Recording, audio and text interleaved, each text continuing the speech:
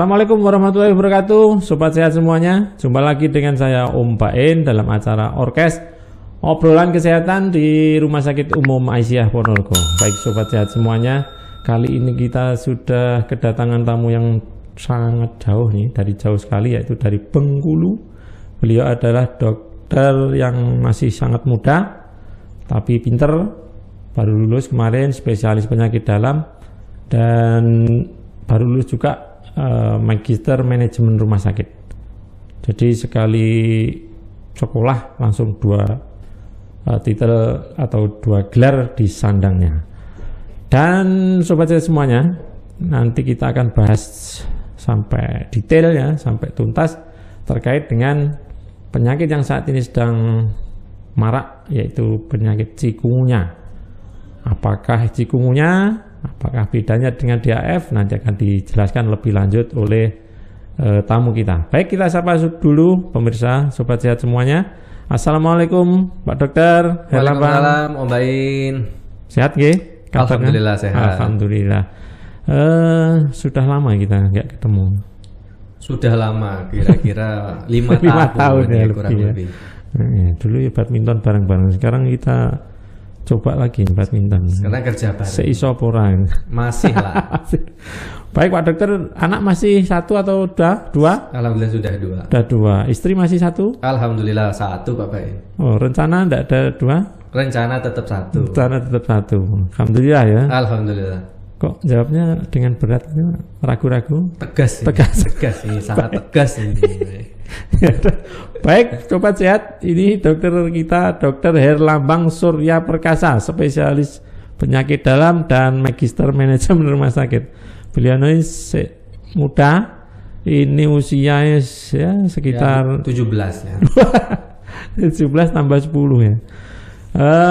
Muda, pintar, ganteng, perkasa, terus ya setia.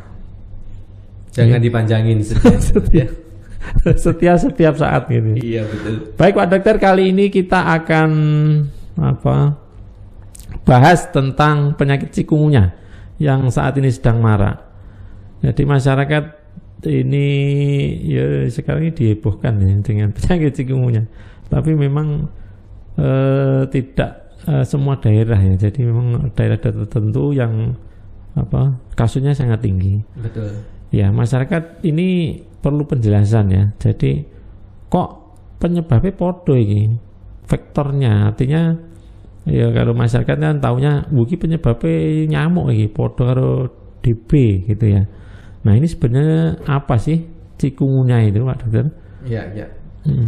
Jadi sebenarnya cikungunya ini sama Pak Bain dengan demam berdarah ya. Artinya sama-sama infeksi virus yang disebabkan oleh virus dan hampir satu golongan juga virusnya, flavivirus, dan juga merupakan virus yang ditularkan atau dibawa oleh vektor lain. Dalam hal ini adalah serangga, di mana dalam hal ini serangga yang membawa si virus ini sama dengan demam berdarah, yaitu Aedes aegypti maupun Aedes albopicus. Nyamuk ya. Intinya nyamuk ya. Aegypti. Kemudian kalau kita ngomongin nyamuk ini agak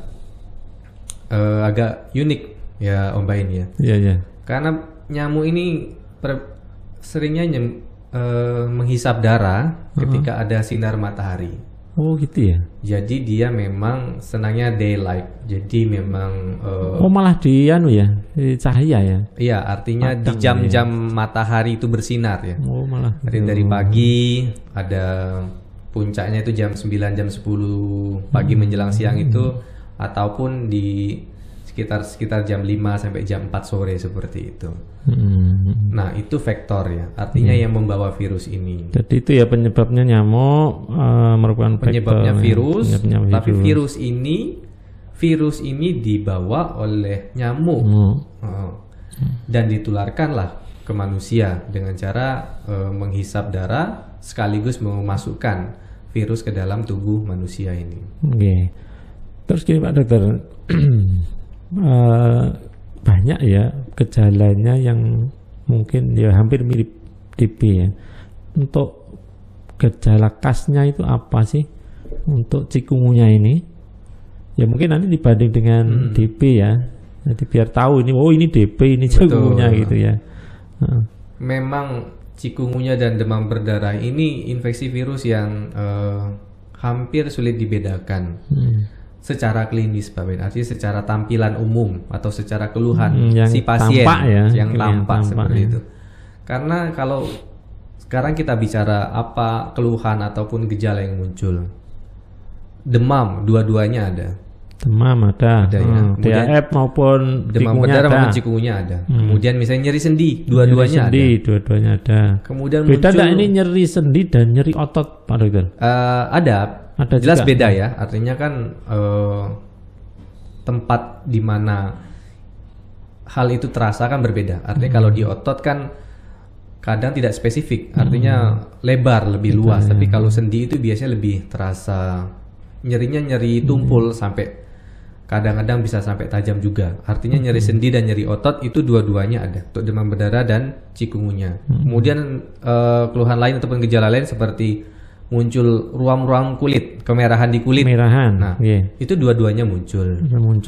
Kemudian mungkin yang demam berdarah itu cenderung peteki ya. Betul. Beda enggak ini peteki dan ruam?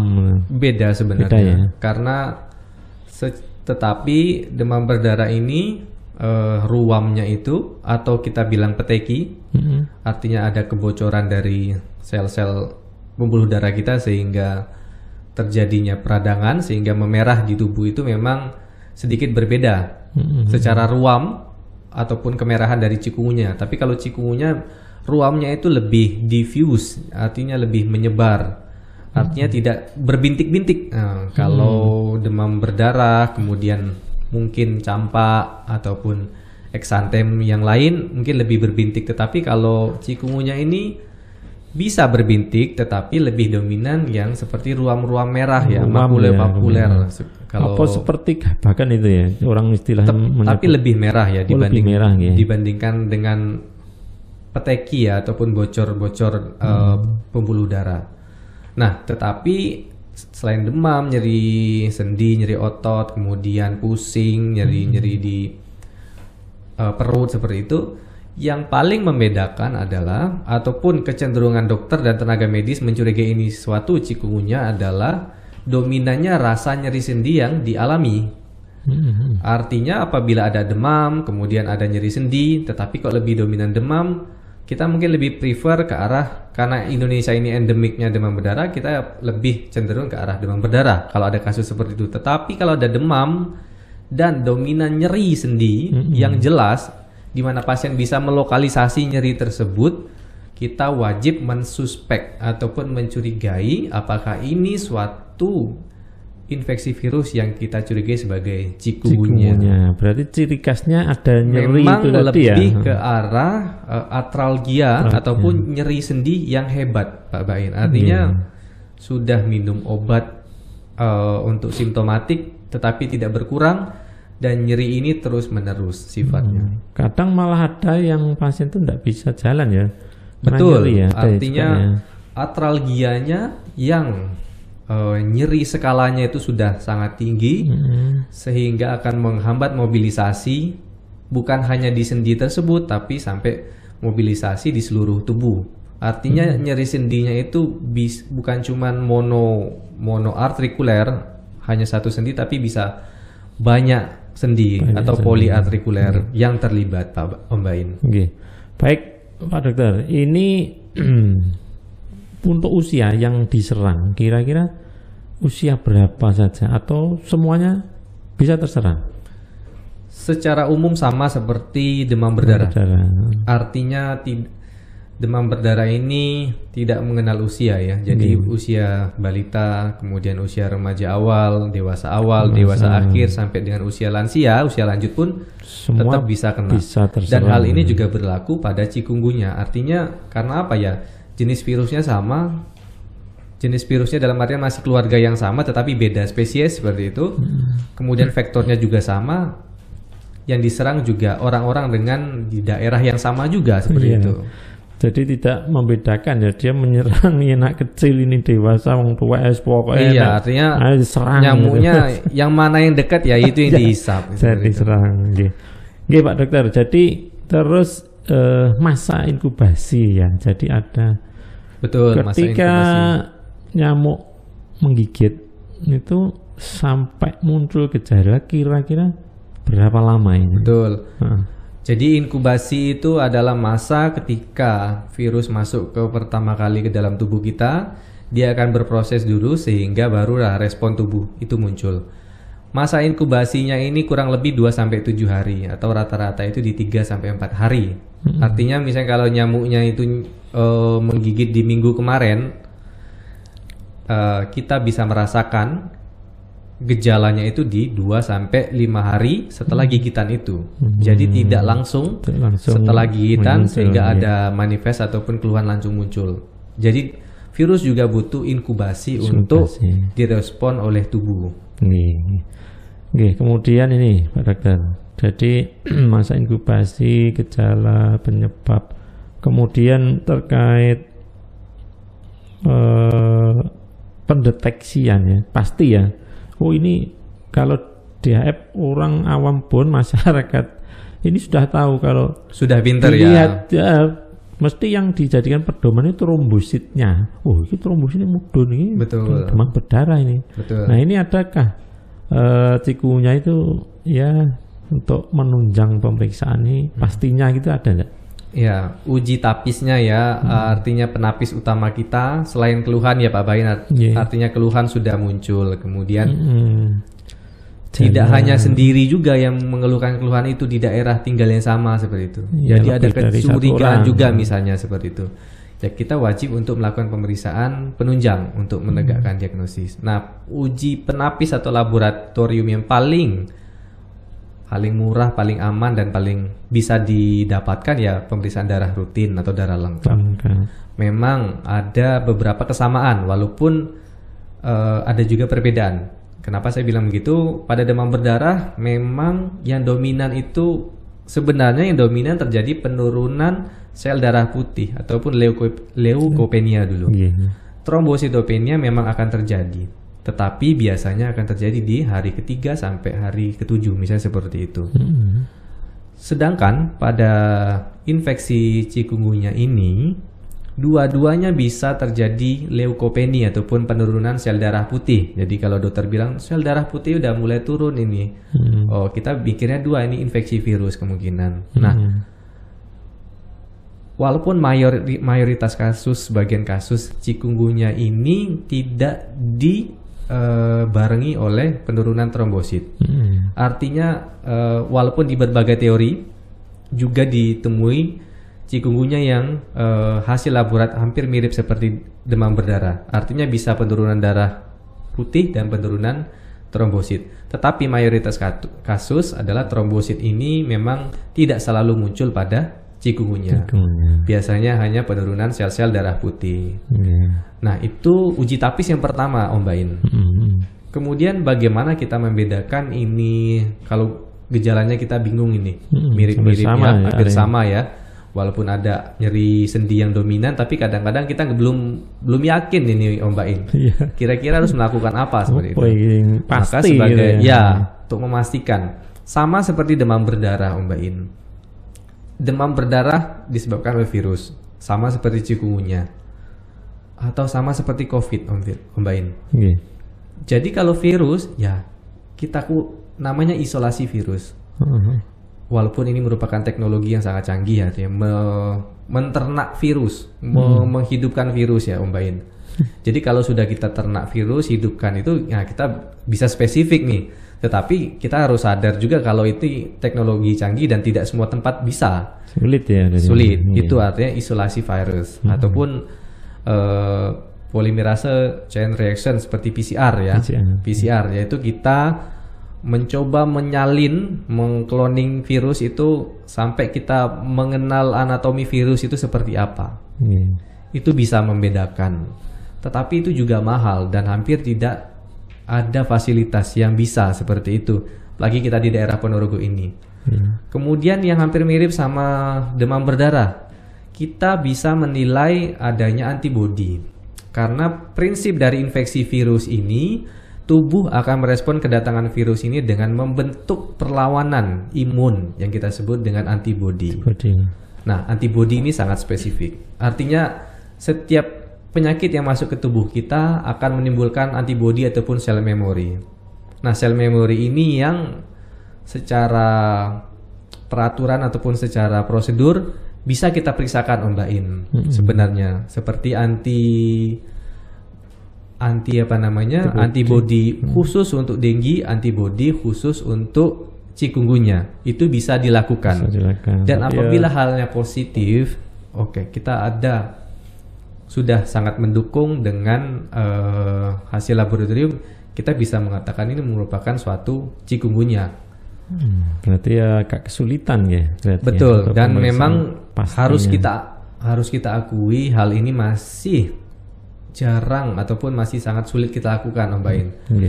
Kebanyakan dokter spesialis dalam sekalipun juga kesulitan mendiagnosis secara pasti. Jadi yang bisa kita lakukan yaitu melakukan diagnosis secara klinis. Ini saja. Jadi ya kemungkinan besar atau suspek cikungunya ini. Betul, karena apa? Lihat klinisnya ya. Lihat klinis. Ini merupakan self-limited disease, artinya infeksi ini bisa sembuh sendiri. Nah, itu yang ditanyakan. Kira-kira self-limited tadi sembuh sendiri sampai berapa lama itu? Kira-kira fase penyembuhannya? Fase penyembuhan bedanya dengan demam berdarah, di mana demam berdarah ada masa kritikal ya. Jadi 7 hari pertama itu benar-benar waktu yang harus diwaspadai. Sedangkan kalau untuk demam cikungunya ini memang tetap sama, 7 hari itu fase akut. Cuman biasanya dia secara kegawatan tidak ada. Beda dengan demam berdarah yang bisa sampai perdarahan otak, perdarahan organ dalam ya.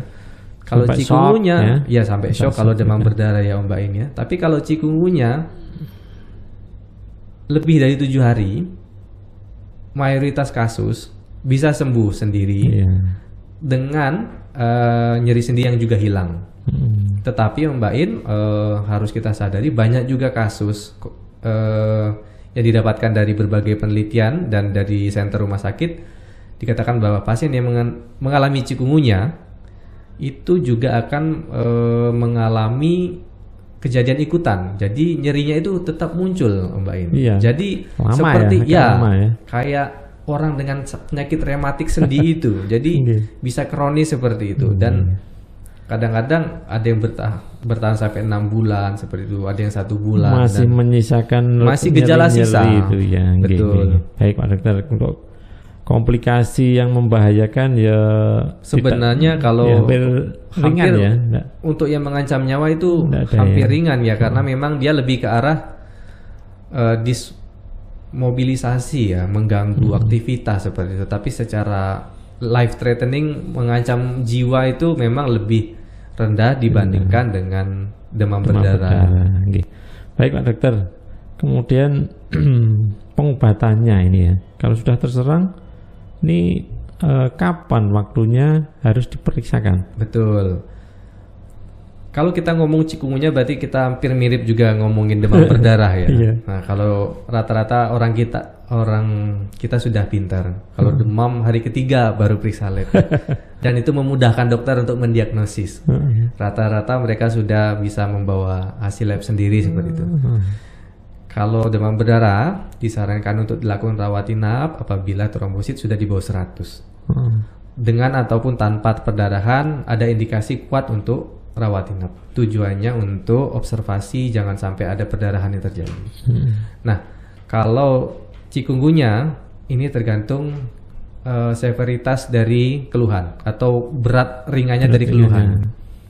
Karena apa? Ini kan self-limited disease, artinya bisa sembuh sendiri, tidak ada obat khusus untuk mengobati ini. Kapan kita ke rumah sakit bila curiga cikungunya? Ya, yang pertama saat Anda mengalami keluhan-keluhan awal itu, apabila ada dekat rumah memang ada yang tersuspek cikungunya, saya harapkan ya tetap ke rumah sakit pada fase awal. Dokter juga harus memastikan ini, ini fase demam fase akut, masih bisa kita tahan dulu. Artinya tidak perlu rawat inap asalkan ketika itu hasil darah masih bagus. Bisa rawat jalan, Bisa rawat gitu, jalan, observasi gitu ya. Tetapi banyaknya orang dengan chikungunya itu tidak tahan karena nyerinya, Om Bain. Langsung periksa. Kuat ya. Hari 1, hari kedua itu berat. Jadi kayak dipukulin ratusan orang intinya seperti itu ya. Nah itu yang membuat banyak ke rumah sakit dan yang membuat indikasi rawat inap pada chikungunya itu lebih ke arah bagaimana menghilangkan nyeri. Secara laboratorium mungkin terjadi trombosit turun bisa, tetapi tidak seagresif pada demam berdarah. Siap. Pak Dokter. Terapi sudah, kemudian pencegahan ini ya. Justru yang penting pencegahan. Kalau penyebabnya nyamuk, berarti hampir mirip atau hampir sama dengan Betul. penyakit DBD ya pencegahannya. Pencegahan yang kita lakukan biasanya ya seperti menangani kasus demam berdarah. Artinya seperti ini. Kalau ini sudah masuk ke fase pencegahan, berarti diharapkan rantai terputus, rantai infeksi ini. Secara klasik ataupun yang sering kita lakukan yaitu secara biologis kita bisa melakukan seperti penyemprotan, fogging dengan pemberian insektisida. Jadi dengan racun yang mematikan bagi insek ataupun bagi serangga, di mana targetnya ini di sini yaitu nyamuk, ya. Jadi memberikan racun nyamuk melalui fogging panas ataupun fogging dingin, dan ini bisa kita laporkan ke Dinkes setempat, membuat laporan seperti itu. Yang kedua, ada yang namanya kita belikan kompetitor bagi nyamuk. Apa yang maksudnya? Kita harus tahu ini nyamuk ini sering makan siapa itu, misalnya ya. Oh gitu. Karena nyamuk ini hidupnya di air seperti itu, ya kita bisa memberikan hewan-hewan yang mengkonsumsi jentik-jentik nyamuk, seperti ikan, kodok, ataupun satwa-satwa yang memang berada di air sehingga mengurangi dari load dari jentik-jentik nyamuk tersebut. Perkembangannya dihambat. Jadi, nah seperti tadi kita balik pertama ke fogging. Memang di fogging itu kelemahannya adalah hanya bisa membunuh insek ataupun nyamuk di fase yang sudah dewasa. Sudah hidup nyamuk yang Betul. ada ya. Nah, yang di bawah gimana? Artinya kalau di jentiknya masih jentik kan enggak tidak pas ya. Artinya untuk sampai ke sana. Ya itu tadi kita bisa dengan menyiasati, kita harus tahu kompetitor si nyamuk ini dari apa. Misalnya kodok, ya silakan taburkan, berikan kodok di tempat-tempat yang genangan air bisa seperti itu, kolam-kolam. Tapi harus kita tahu juga kalau sebenarnya kalau Aedes aegypti dan keluarganya ini memang lebih suka air yang bersih ya. Genangan air yang bersih. Walaupun tidak menutup juga ke daerah-daerah yang lembab seperti itu. Iya, tetap ya. Jadi seperti PSN ya, pemberantasan sarang nyamuk. Pemberantasan sarang nyamuk ini sangat juga menutup 3M dan itu tetap dilaksanakan. Itu tetap kita laksanakan. Jadi pencegahannya hampir dan sangat mirip dengan yang biasa kita lakukan pada demam berdarah, Om Bain. Baik, Pak Dokter. Sudah cukup jelas ini mulai penyebabnya apa sampai pencegahan ya. Betul. Mungkin ada tambahan, Pak Dokter? Ini pesan bagi masyarakat mungkin, biar kondisinya fit harus bagaimana, apa yang dilakukan di rumah. Betul. Monggo.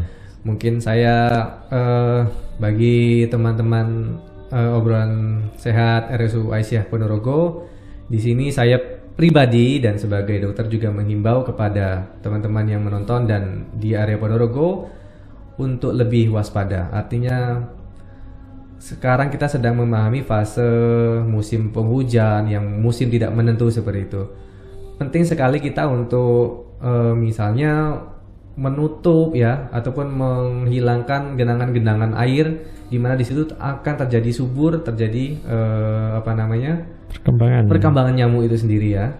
Kalau kita bisa mencegah pencegahan, otomatis nanti rantai infeksi ini bisa kita potong. Harapan seperti itu. Pencegahan sangat penting, pemberantasan sarang nyamuk, kemudian juga boleh melakukan fogging seperti itu. Yang kedua, apabila sudah ada kasus, segera dilaporkan ke misalnya Dinkes setempat ya.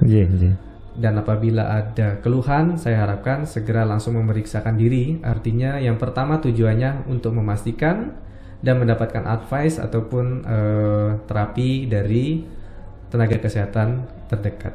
Semoga kita secara umum dan secara khusus RSU Aisyah Ponorogo siap untuk melayani pasien-pasien yang sedang mengalami infeksi virus. Terima kasih. Oke, terima kasih Pak Dokter, mudah-mudahan bermanfaat. Dan sobat sehat semuanya, apa yang sudah kita sampaikan mudah-mudahan bermanfaat dan berguna bagi sobat sehat semuanya. Dan jangan lupa jika ada pertanyaan nanti bisa bertanya di kolom komentar di akun YouTube kami, Humas Rumah Sakit Umum Aisyah Ponorogo. Dan jika nanti ya kita tidak harapkan, jika ada yang terserang cikunya, kemudian harus periksa ke dokter, silahkan datang ke rumah sakit. Nanti ini Dokter Lambang juga praktek di Rumah Sakit Umum Aisyah Ponorogo. Jam praktek adalah jam 13 ya, siang hari, Dokter Lambang. Baik, sobat sehat semuanya, demikian tadi obrolan kita, mudah-mudahan bermanfaat dan sampai jumpa lagi. Wassalamualaikum warahmatullahi wabarakatuh. Terima kasih Pak Dokter. Waalaikumsalam warahmatullahi wabarakatuh.